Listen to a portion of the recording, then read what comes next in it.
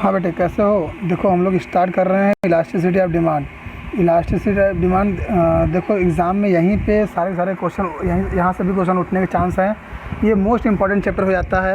असल में जब पहले ये 12th में था, ये चैप्टर पूरे 12th में होता था। जब ये बुक्स पूरे 12th में माइक्रो इकोनॉमिक्स होती थी, तो इस चैप्टर से भारी भरकम क्वेश्चन उठते थे। तो मैं आपको बताना चाहूँगा, ये चैप्टर बहुत ही इंपॉर्टेंट हो जाता है, elasticity of demand. Elasticity of demand का मतलब होता है, जैसे अब भाई डिमांड हमारी क्या हो रही है, एक प्राइस पे अगर मान लो जैसे जैसे प्राइस हमारी चेंजेस होती है, प्राइस में कुछ चेंजेस हुआ तो डिमांड में कुछ ना कुछ चेंजेस ज़रूर होगा। कहने का मतलब क्या हुआ कि अगर हमारी प्राइस का कोई भी percentage, certain percentage, other things are remaining constant, ये बात लिखना मत भूलना। एक भी तो अगर हेडिंग लिख रहे हो ना इलास्टिसिटी ऑफ डिमांड में रिलेटेड, कुछ भी डिमांड से रिलेटेड लिख रहे हो तो other things are remaining constant एक लाइन लिखो, ज़रूर लिखो। ये एक लाइन बढ़ाएगा आपका और ज़्यादा बड़ा भी वैल्यू दिखेगी आपकी। जो भी आंसर कर रहे हो ना उसमें वैल्यू, ये आपकी वैल्यू आंसर की वैल्यू को बढ़ा देगा ये बात, ठीक है? तो ये लिखना मत भूलना। तो कहने का मतलब क्या है, इलास्टिसिटी ऑफ डिमांड, देखो ऊपर क्या लिखा गया है उसको छोड़ो, बस हम लोग एक लाइन, अगर इतना लर्न करने से अच्छा है बस खाली छोटा सा एक डिफिनीसन डालना है। क्या डालना है? Concept of elasticity demand. देखो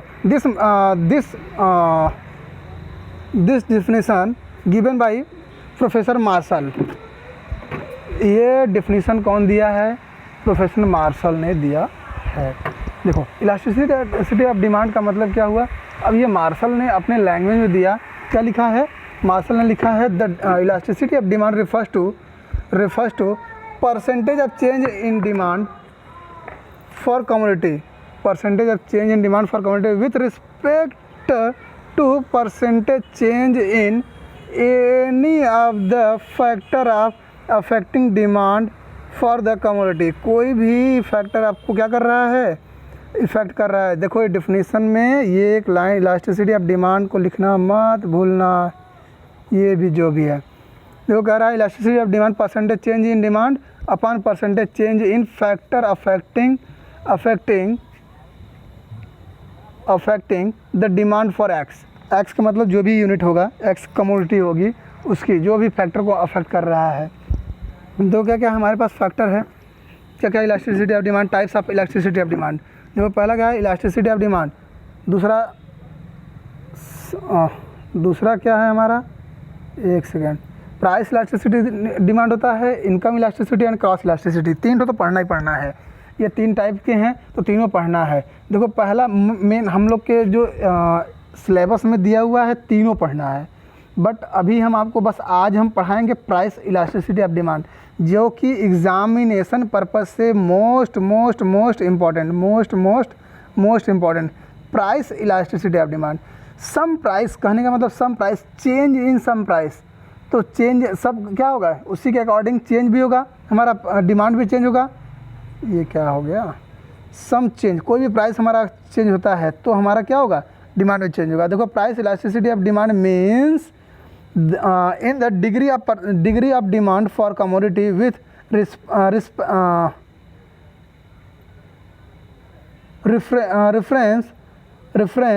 to change in price of such commodity. कोई भी कमोडिटी हमारी चेंज होती है जिसके रेफरेंस में, किसके रेफरेंस में? डिमांड के रेफरेंस में कोई भी प्राइस हमारी चेंज होती है तो उसी को प्राइस इलास्टिसिटी ऑफ डिमांड। कहने का मतलब हमारी जैसा जैसे प्राइस बढ़ेगी डिमांड हमारी क्या होगी? उसी के रेफरेंस में चेंज होगी। अगर डिमांड हमारा जिस रेफरेंस में चेंज होता है उसी के रेफरेंस में प्राइस भी हमारी चेंज होगी, है ना? देखो परसेंटेज असल में ये डिफिनीसन लिखने की प्रयास किया गया है यहाँ पे। देखो परसेंटेज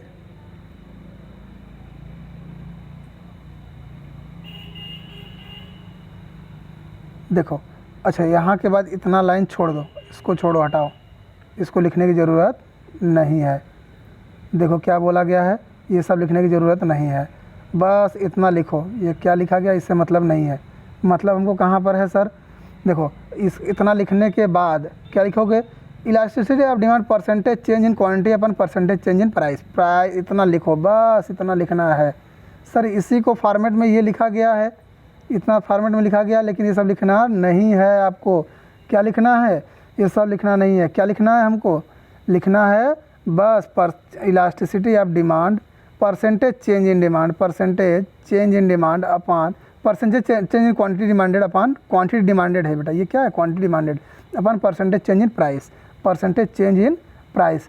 कहने का मतलब क्या हुआ, ये देखो इतना बड़ा चैप्टर है ना, बड़ा मज़ेदार भी चैप्टर है ये, वास्तव में बड़े मज़ेदार चैप्टर है। जो भी हमारी quantity demanded change percentage change होती है, कुछ भी परसेंटेज चेंज होती है, कहने का मतलब ये है कि कुछ भी परसेंटेज चेंज होती है, कुछ भी सर परसेंटेज चेंज हो सकता है, कुछ भी हो सकता है बेटे। कहने का मतलब क्या है, जितना भी क्वांटिटी चेंजेस डिमांड होगा उसी के रेफरेंस में परसेंटेज चेंज इन प्राइस होगा। जैसे कि मान लो तुम चावल खरीदने के मूड में हो और 10 बोरी और तुम 12 बोरी चावल खरीदने के लिए चले गए, जो भी परसेंटेज चेंज होगा प्राइस में उसी को प्राइस इलास्टिसिटी ऑफ डिमांड बोलेंगे, ठीक है। देखो percentage change in quantity demanded is equal to percentage change in quantity upon initial quantity, जो बची हुई क्वांटिटी है। देखो फिर change in quantity is equal to Q1 minus Q0, Q1 minus Q0 यहाँ पर कर लो, Q1 माइनस Q0 कर लो, Q0 होता क्या है असल में, फार्मूला क्या होता है, परसेंटेज चेंज, ये नई क्वांटिटी होती है Q1, ये हमारी पुरानी क्वांटिटी होती है Q0, है ना, या Q2 भी बोल सकते हो इसको, Q2 Q1 ऐसे बोल सकते हो। कभी कभी कहीं कहीं जो है बुक्स में लिखा है Q2 माइनस Q1 ऐसा लिखा रहता है। तो आपको क्या करना है, आपको कुछ भी बोल सकते हो। ये हमारी जो ये जो Q2 है ना, ये हमारी न्यू क्वांटिटी है, न्यू होती है, ये हमारी ओल्ड वाली होती है, ये ओल्ड, ठीक है, ओल्ड होती है। तो इसको ध्यान में रख करके इस क्वेश्चन को करना है हमको। Percentage change in quantity, change in quantity का मतलब जो भी क्वांटिटी हमारी चेंज हो रही है Q2 माइनस Q1, या फिर ऐसे भी बोल सकते हो Q1 माइनस Q0, इसको बोलेंगे परसेंटेज चेंज इन क्वांटिटी अपन। देखो क्या है percentage change in price, percentage change in price का मतलब क्या होता है, वही नई प्राइस क्या है हमारी, पुरानी प्राइस क्या है। अब हम मार्केट में देखो यहाँ पर जो हम लोग बोला गया था परसेंटेज चेंज इन रेफरेंस में जो भी चेंजेस होगा, जैसे मान लो आज हम गए 10 रुपये किलो का चावल खरीदने के लिए 10 बोरी खरीदते हैं, 10 बोरी खरीदते हैं, 100 होता है, तो गए तो दूसरे दिन गए तो देखे तो 9 रुपया हो गया, हमारी नई प्राइस क्या हो गई, 9 रुपया हो जाएगी। अब हम क्वांटिटी तो वही क्वांटिटी ज़्यादा खरीद लेंगे, मान लो 12 क्वांटिटी खरीद लिए, 12 कुंटल खरीद लिए, तो percentage change in quantity upon percentage change in price, percentage change, ये जो नई प्राइस होगी वो माइनस पुरानी प्राइस, नई प्राइस माइनस पुरानी प्राइस, नई प्राइस माइनस पुरानी प्राइस, नई क्वांटिटी माइनस पुरानी क्वांटिटी। बात समझ में आ रहा है, ये बोलते हैं इलास्टिसिटी ऑफ डिमांड, ये बोलते हैं इलास्टिसिटी ऑफ डिमांड, ठीक है। तो अब देखो क्या होता है हमारा, देखो हालांकि हम थोड़ा सा स्पीड पढ़ा रहे हैं बेटा, आज स्पीड पढ़ाएंगे नहीं तो ये सिलेबस बहुत पीछे भी है हम लोग का, असल में ज़्यादा पीछे है नहीं, आपको 30% का बहुत सारा जो है सिलेबस जो है स्टैटिक्स में तो पूरी एकदम कहानी ख़त्म हो चुकी है। स्टैटिक्स की मैं बात करूँ तो एकदम स्टैटिक्स तो पूरी एकदम बर्बाद कर दिया गया है भाई। CBSE ने आपको एकदम स्टैटिक्स में ज़्यादा कुछ पढ़ने के लिए दम छोड़ा ही नहीं है। तो हम कहने का मतलब ये है कि उसको ज़्यादा ध्यान नहीं देना है, आपको ध्यान देना है इस पर। देखो कह रहा है percentage change in quantity, percentage change in price, तो इसी को percentage change in price is equal to क्या होता है, change in price upon original price, change in price upon original price. और ये तो मान लो ओरिजिनल प्राइस क्या है, चेंज इन प्राइस मतलब जो नई वाली चेंजेस होगी वो, सर नहीं, ये चेंजेस डेल्टा, हमारे यहाँ डेल्टा मतलब चेंजेस होता है, चेंजेस मतलब डेल्टा P, अगर P ऐसे लिख दिया गया तो change in price, change in price इसको बोलेंगे, इसको बोलते हैं चेंज इन प्राइस। अब देखो हम बोलने वाले हैं क्या, मैं बोलने वाला हूँ, चेंज इन प्राइस का मतलब क्या होता है, P1 माइनस P0, इसको बोलते हैं change in price equal to delta, equal to delta. इन दोनों के बराबर क्या होगा, डेल्टा होता है, इन दोनों के बराबर क्या होगा बेटा, डेल्टा। बात समझ में, डेल्टा का मतलब चेंजेस, डेल्टा का मतलब चेंजेस। देखो फिर से मैं बोल रहा हूँ, P1 minus P0 is equal to delta, क्या, डेल्टा, है ना, चेंजेस। अब परसेंटेज चेंजेस का मतलब क्या होता है बेटे, परसेंटेज चेंजेस का मतलब तुम लोग जानते हो, परसेंटेज का मतलब कितना परसेंट चेंज हुआ, कितना परसेंट चेंज हुआ। देखो एक फार्मूला यहाँ पर लिखा गया है, परसेंटेज प्रोपोर्शन, अच्छा प्रोपोर्शनेट मेथड का मतलब क्या होता है, वहीं ED is equal to percentage quantity upon original quantity into 100।